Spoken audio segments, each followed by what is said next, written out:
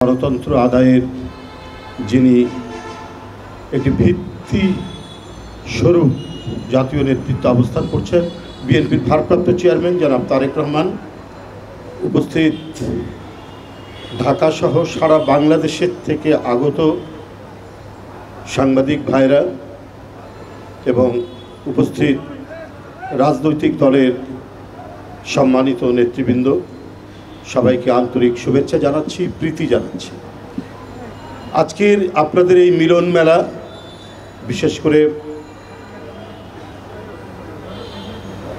আমি এই শীতের সকালের অসাধারণ একটি মিলন মেলায় পরিণত করেছে।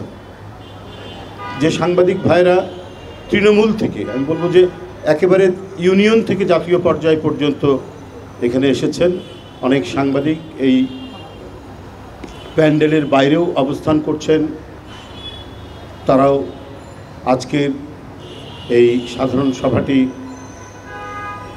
উপভোগ অংশগ্রহণ করে তারা যে আনন্দ পাচ্ছেন, সব কিছু মিলিয়েই মনে হচ্ছে একটি মুক্ত পরিবেশে অনেক দিন পর এই সভাটি এখানে অনুষ্ঠিত হচ্ছে উন্মুক্ত প্রাঙ্গণে। এভাবে সভা করা খুব মুশকিল ছিল। আমি একবার দেশনেত্রী বেগম খালেদা জিয়ার সাথে আপনাদের এই সভায় উপস্থিত হয়েছিলাম, দর্শক সারিতে বসে বক্তব্য শুনছিলাম। আমি শুনেছি, যেটা আমি একবার এসেছিলাম ওনার সাথে, আর সিনিয়র সাংবাদিকদের কাছে শুনেছি প্রায় দেশনেত্রী বেগম খালেদা জিয়া আপনাদের এই সভায় এখানে আসতেন, আবার রমজান মাসেও আপনাদের একটি ইফতার পার্টিতে আসতেন। কেন জানি এই প্রেস ক্লাবের সাথে জাতীয়তাবাদী শক্তির একটি নিবিড় সম্পর্ক রয়েছে।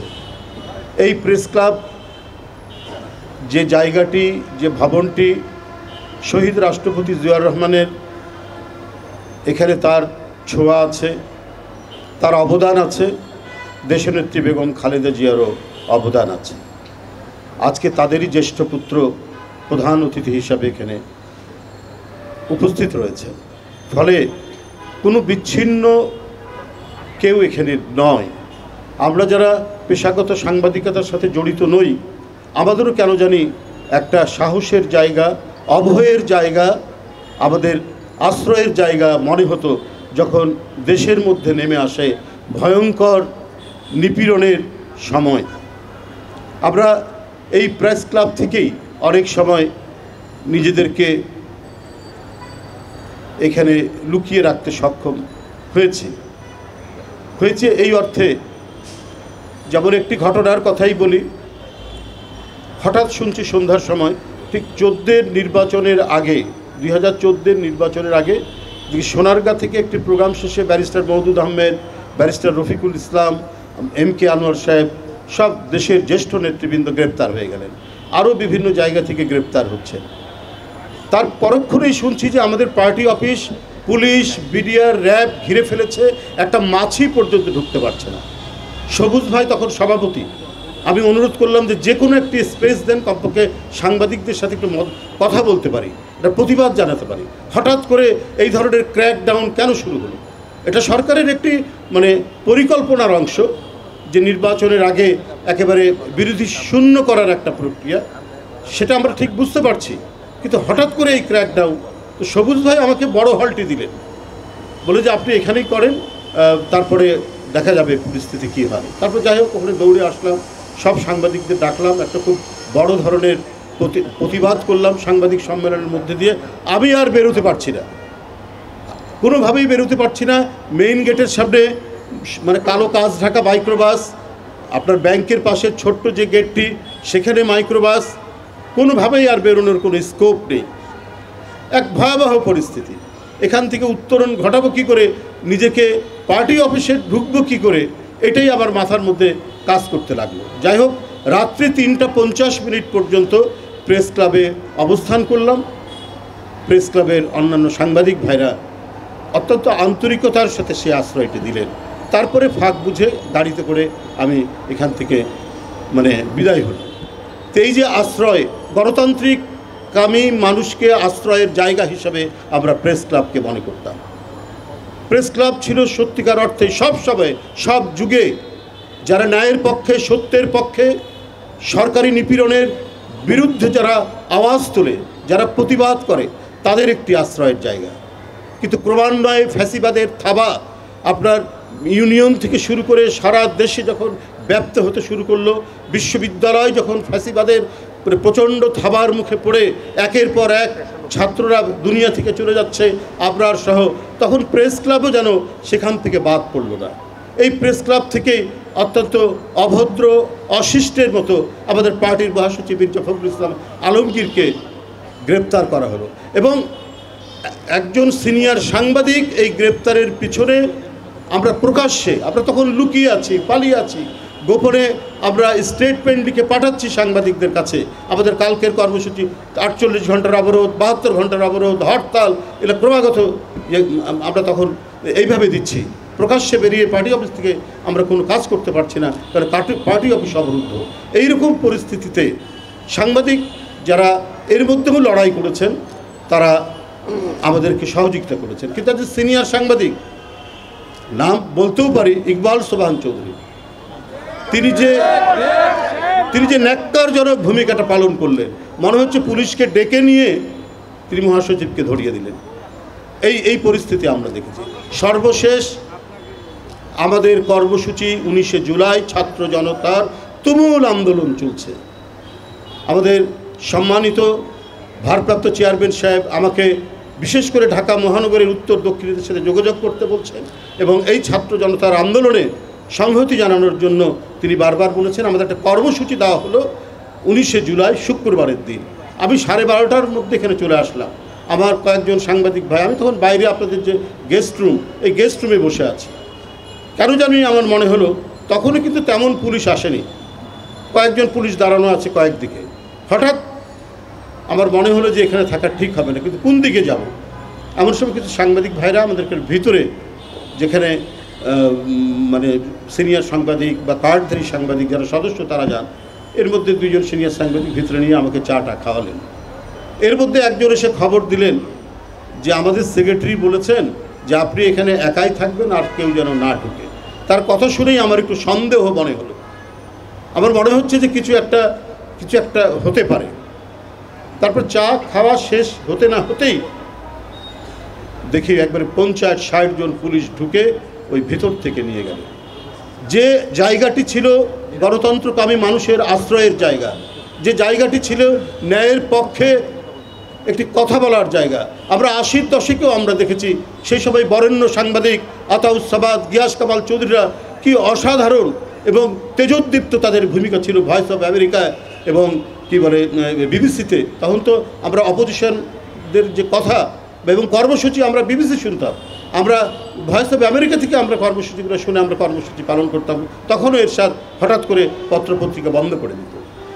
কিন্তু এখন এমন নিপীড়নের জায়গা, কেউ সাহস করে দাঁড়িয়ে কথা বলবে বা তাদের নিপীড়নের বিরুদ্ধে যে দাঁড়াবে, সেটার কোনো সুযোগ ছিল না। কারণ প্রেস ক্লাবের ভিতরেই ফ্যাসিবাদের এমন মানে থাবা এখানে তৈরি হয়েছে, মানে অনেকেই যারা গণতন্ত্রের পক্ষে তারা মৃদুভাবে আমাদের সাথে কথা বলছেন, প্রকাশ্য কথা বলছেন। দেখুন, যখন এই রকম আন্দোলন চলছে, মুগ্ধ মারা যাচ্ছে, আবু সাইদের সেই অদম্য সাহসী আত্মদান একের পর এক সারা বাংলাদেশ যখন প্রতিবাদে ক্ষোভে ফেটে পড়ছে, তখনও দেখছি টক শোতে শ্যামল দত্তরা বলছে এই ছেলেরা তো ভুল আন্দোলন করছে, এরা তো হচ্ছে আমাদের কি বলে যে চেতনার বিরুদ্ধে এরা কাজ করছে, কি বলে যে একবারে প্রকাশ্য স্বৈরাচারী শেখ হাসিনার গুণগানকে তিনি তো ওদের সব কিছু মেনে নিয়েছেন। তার মানে এরা করছে কি? নিশ্চয়ই তাদেরকে কেউ টাকা দিচ্ছে এবং টাকা দিয়ে তাদেরকে এই ভুল পথে পরিচালিত করছে। এই ধরনের মিথ্যাচার করে জনগণের একটি ন্যায়সঙ্গত আন্দোলন এবং এই ছোট বাচ্চাদের এই আন্দোলনকে, তাদের রক্তদানকে যারা কলুষিত করার চেষ্টা করেছে, তারা কি এক সভ্য মানুষ হতে পারে? তারা সভ্য মানুষ হতে পারে না। উগান্ডার প্রেসিডেন্ট ইদি আমিনকে একবার বলা হয়েছিল যে আপনার দেশে মত প্রকাশের স্বাধীনতা কেমন? তো বলেছে মত প্রকাশ করা যায়, কিন্তু মত প্রকাশের পরে তার স্বাধীনতা থাকবে কিনা এটা আমি বলতে পারছি না। এটা ইদি আমিন উত্তর দিয়েছিলেন সাংবাদিকদেরকে। ঠিক একই রকম পরিস্থিতি, একই রকম আপনার পরিবেশ তৈরি করেছিলেন, সেটি হলেন শেখ হাসিনা। তিনি অনেক টেলিভিশন ছিল, সব কিছুই ছিল, কিন্তু বাকশালের এমন একটি নতুন রূপ দিয়েছিলেন, সেটা হচ্ছে থাকবে সব কিছু, কিন্তু কথা বলবে একজন এবং একজনের কথাই প্রচার করা হবে।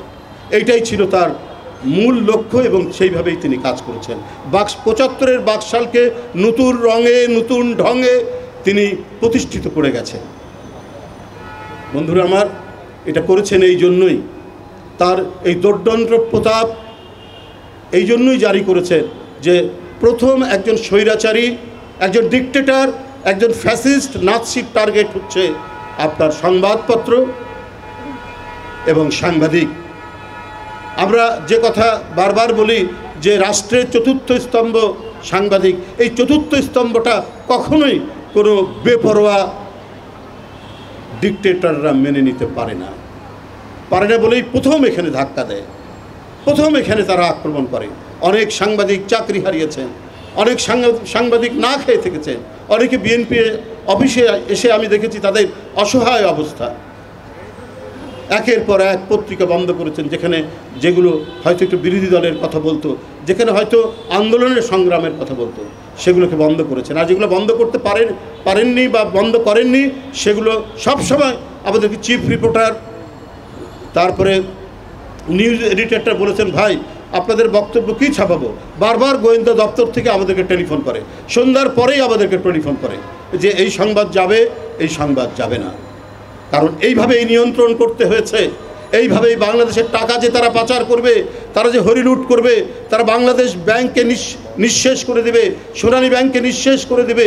তো এই সমস্ত অপকর্ম ঢাকার জন্যই তাদেরকে টার্গেট করতে হয় গণমাধ্যম এবং গণমাধ্যমের সাংবাদিকদেরকে।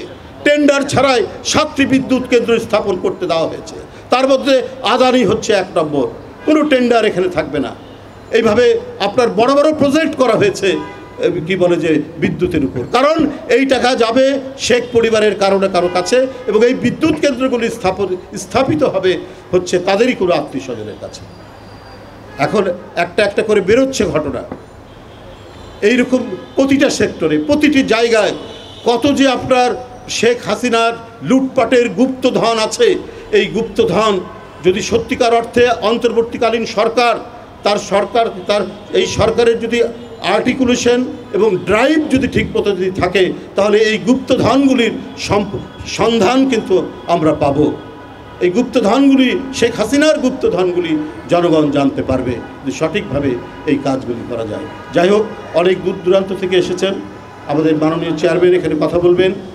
আপনাদের সবাইকে আমি আন্তরিক শুভেচ্ছা জানাচ্ছি যে আপনারাও এই 15-16 বছরের ফ্যাসিবাদ বিরোধী আন্দোলনে অনেকে কারাগারে ছিলেন। শুধু কারাগারে নয়, এই মত প্রকাশের স্বাধীনতার জন্য খাদিজা সহ কত নারী যে কারাগারের মধ্যে অবস্থান করেছেন, যারা বারবার আমরা কারাগারে গেছি, আমরা সেগুলো দেখেছি।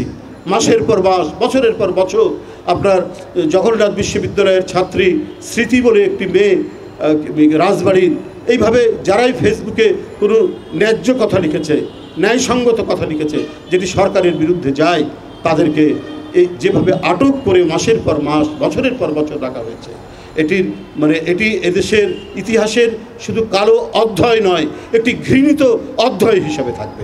আপনাদের সকলকে ধন্যবাদ। খোদা হাফেজ।